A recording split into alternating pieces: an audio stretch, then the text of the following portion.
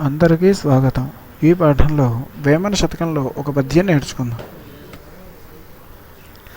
చచ్చి పడిన పశువు చర్మంబు కండలు పట్టి పెరగి తినును బరగ గ్రద్ద గ్రద్ద వంటి వాడు గజపతి కాడుకు విశ్వదాభిరామ వినురవేమ. ఇక్కడ కండలు అంటే మాంసము మొదలైనవి, పెరకి అంటే చీల్చి, బరగ అంటే పెద్ద లేదా గొప్పదైన, గజపతి అంటే దుర్మార్గుడైన రాజు అని అర్థము.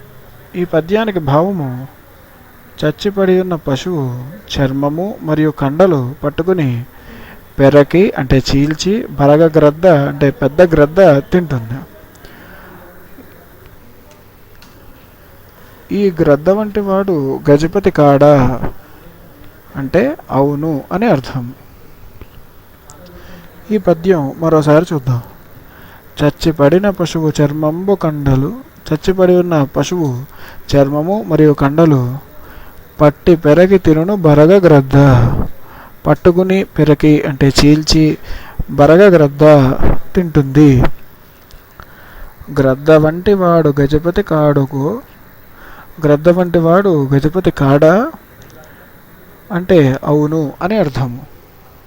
విశ్వదాభిరామ వినురవేమ.